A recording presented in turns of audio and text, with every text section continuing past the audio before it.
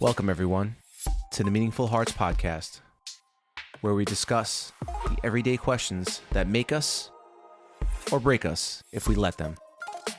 I am your host, Drew. Take my hand and let's walk this journey together.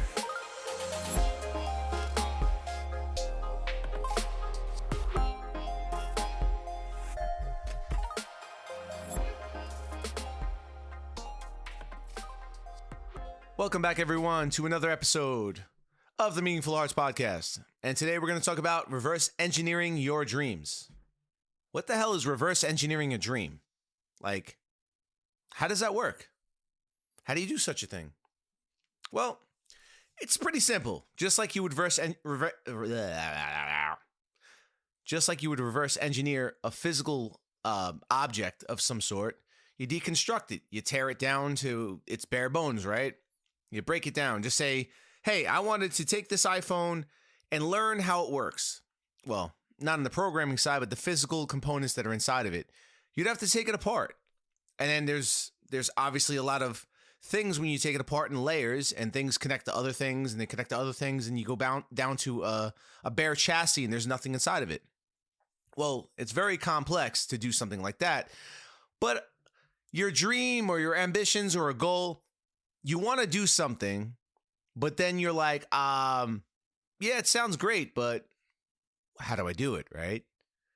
And the reason why I'm bringing this up is because a lot of us make wishes or put things on a bucket list. You put things on a bucket list, things that you dream of doing one day, climbing Mount Everest, or I don't know, maybe be able to hold your breath underwater for 5 minutes, right?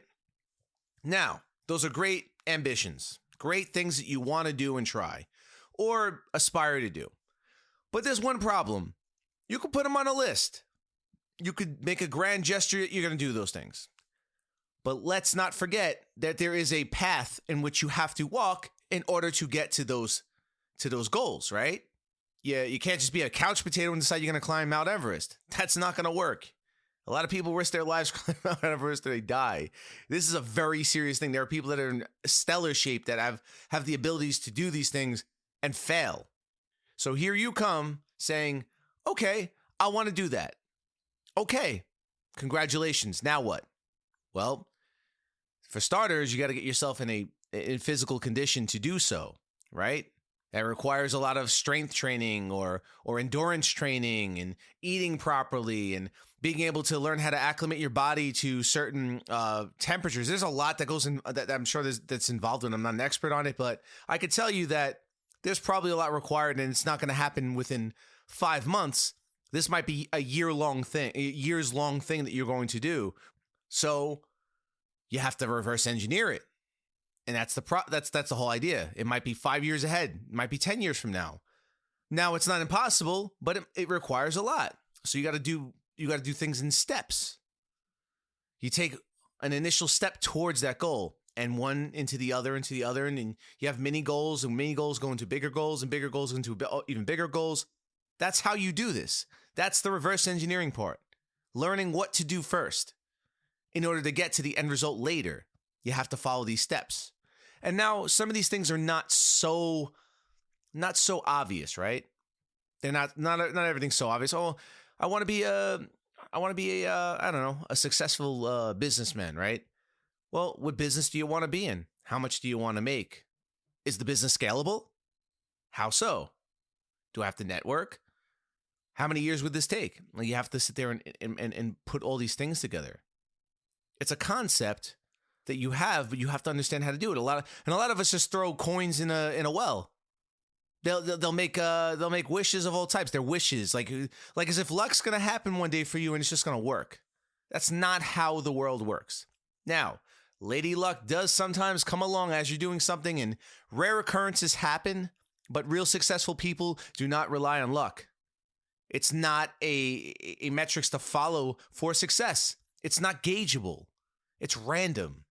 So if you're doing a lot of the right things and you have a strategy, you're going to succeed. And along the way, sometimes weird stuff happens in your favor. But you got to keep doing the right things. You have to.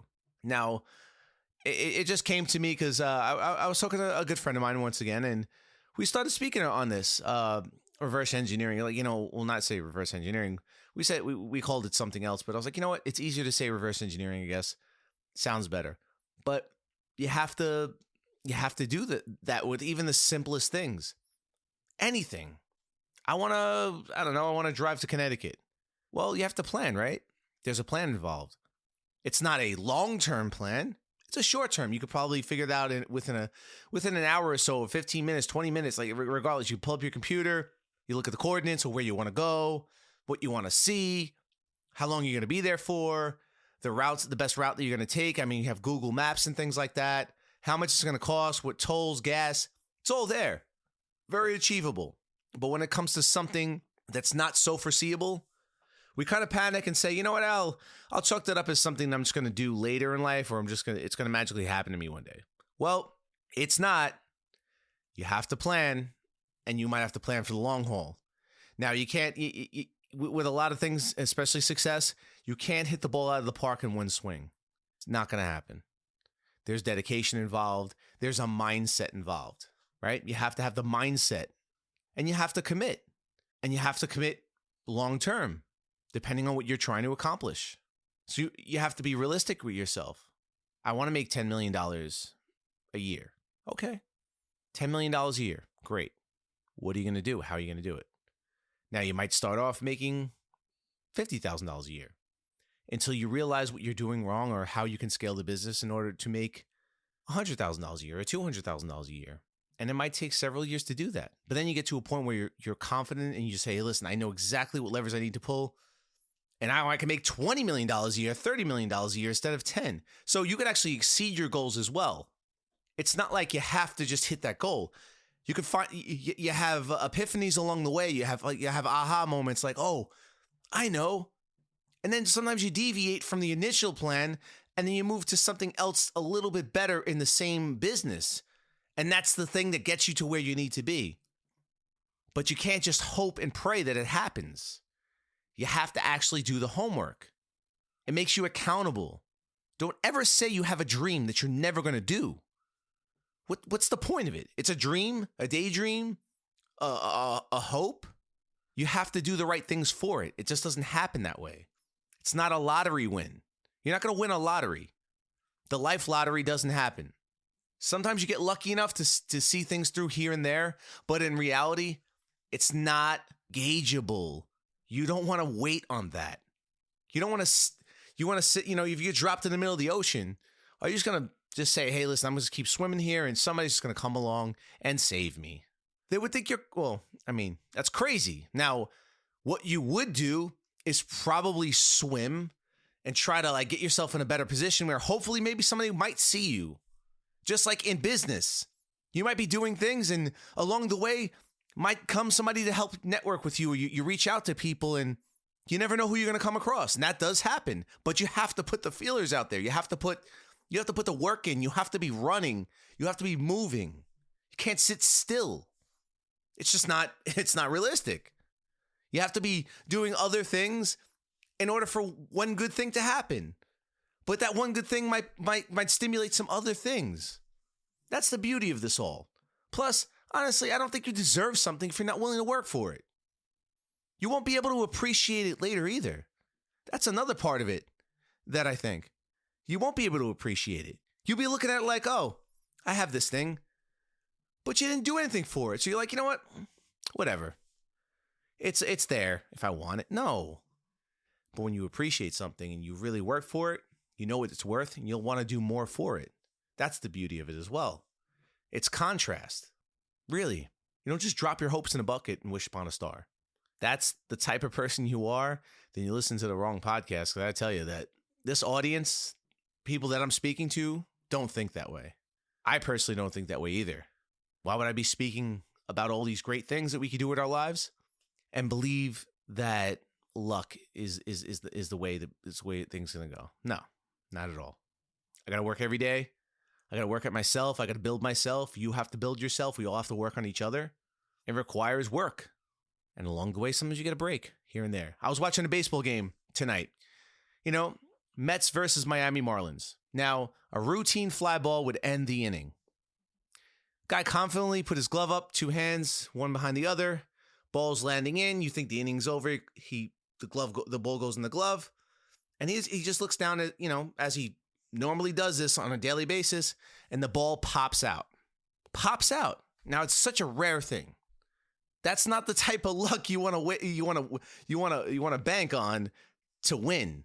The Mets didn't bank on that to win a game, and the base runners weren't even running hard. You understand? That's not how life works. It's great. You get to catch a break sometimes, but that's not how you could gauge winning a game. I don't think I could honorably say, hey, I'm happy I won the game on an error. No. It's nice sometimes. It's like, oh man, oof, we were lucky there. But you were lucky there. But 9 out of 10 times you're not going to be lucky. You have to actually be skillful. You have to put the work in. You have to do the right things and work your strategies in order to be successful. That's just how it works. You play a game of Monopoly, right? Now, these games are, people say luck in Monopoly, but there's a strategy in Monopoly. They're world-renowned players that have specific strategic ways of doing things, whether it's negotiating with other players on the board, knowing which properties have higher traffic, right? Buying up those properties. So having that strategy will vastly give you more of an opportunity to win the game more frequently than lose the game. Now, obviously the roll of the dice is luck, right? It's chance. But the things that are not left to chance are your decisions. And if you play the real world game the same way, there's more opportunities for you to seize and less opportunities that are going to come to chance. And we live in a world where we think that there's more room for chance and opportunities that just happen to pop up than there is actually working for it. And that's a real misconception. And you know what? Partially, I would say, it's not our fault to see that have that perception based on social media. Because a lot of us believe, what we see on social media so well, but it's horseshit. It really is. People create images. They're going to show you their highlight reel. They're not going to show you their failures. It's not sexy. It's not appealing. So what do you show? Oh, I show my, the new car I have. I show the jewelry I have. I show the lavish life. I show the fun. But a lot of these celebrities, they're doing other things. They're working hard. They really are. There's a lot of times you don't see them. They're putting in that work. Or when you didn't know they existed. And Kevin Hart posted something on Instagram today. You want to be successful, you have to be willing to put in the work. It might take a year, it might take 5 years, it might take 30 years, but you have to be dedicated to it. And if you stick to a plan, a strategy, you will be successful. Now, you can't gauge success just based, you're not going to gauge your success as far as how amazing it's going to be or how low. But I promise you, if you shoot for the stars or the planets, even if you come up short of the planets, you're going to be way out of the stratosphere. That's not a bad gig. It's not minimal success. There's going to be success there. And you're going to learn stuff along the way that's going to make you realize, because when you start off at anything you've ever done in your life, driving a car, whatever it is, you never thought it was, I guess in essence, it feels at the moment it's not going to get better. But you slowly improve. And then it's like an instinct to you. And the things that you used to fail on or you used to fall over on, you don't do anymore. And that's the same thing. It's like growing a muscle. It takes plan and strategy and doing the right things. There's plenty of books and resources out there that you could read. There's plenty of successful people that are willing to talk about what they do and explain to you it's not luck and to show you the ugly side of where they came from and how long it took to get to even where they were. Kevin Hart, guy was an extra in movies. And we're talking about like over a decade ago, 15, 16 years ago. And now he's a household name. Everybody loves him. 16 years. 15, 16 years to be a household name.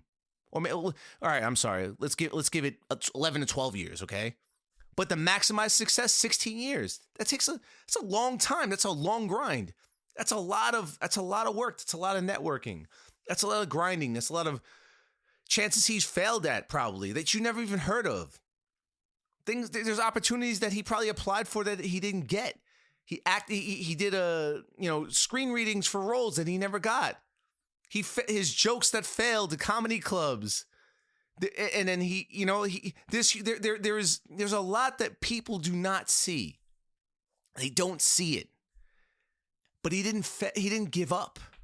He kept going. The successful people are just people that didn't give up. The people that kept going. That's the only difference. Obviously, talent is needed. Depending on what you're doing, you have to be doing the right things. But I promise that even if you're not as talented as some people, if you are willing to go the distance and push, you will get success. You will see success happen. You just got to be a good steward of what God has given you and keep pushing forward. Perseverance. It's amazing what you can do if you really try. But it comes down to taking the steps necessary. Take smaller steps. Don't try to win it all in one day. It's not going to happen. And when you fail, which you will, don't give up. You want to pick up a guitar and learn it? You're not going to be shredding like Jimi Hendrix. You might have to learn a lot of boring stuff. You might have to do some basic stuff for a very long time. My best friend learned how to play guitar. He was just strumming just simple notes, just learning just chords and things like that. Just simple exercises just to get a feel for the frets and all that while watching TV. It never left his hands. And when it never left his hands, it just get the feeling right. So when he grabbed the guitar, he knew where to put his hands. Simple things like that. That's what makes a great musician, a great guitarist. You have to be able to, it has to feel natural too. It takes time to train your hands to just even hold the guitar properly and feel it. We look at the end result and it's romantic, but it's not realistic. There's a lot that goes into being that person. I'm sure Jimi Hendrix or whatever musician, they always had the guitar in their hands and they were learning. They were just obsessed with it. Be obsessed with whatever you're doing. Then pull out a strategy, get the plan in place, and actually go and do the work. The work is it. Do the work. Step 1, find what you want to do. Step 2, find a way to start on the process of doing it. Read books, YouTube, research. Then from there, start to write some steps on where you need to start just to get in the door. Whatever that thing is, baby steps. And make progress. And be okay with failing. Expect to fail. Expect to fall. Expect to get up and expect to fall again. Keep going. And over time, you're going to see you've made it a lot further than you think. Keep going. Keep learning. Always be willing to learn. I don't care how good you get at something. Be willing to learn. Be willing to learn because you will step ahead of most people that think they've learned everything too. Always be willing to learn as well. And just keep pushing forward. And you're going to see small victories into bigger victories. But it takes a lot of time, depending on what you're trying to accomplish. I really believe in everyone. I really do. I believe in you all. I love you all. And together we can make this world better. We can all be different people on this planet that believe in and working hard, but also believe that anything is possible. What a beautiful world we would live in if we all thought that way. We'll overcome ignorance and overcome stupid mindsets. Thank you guys for listening tonight. I appreciate you all. I love you. I will check you guys on the next one. Good night.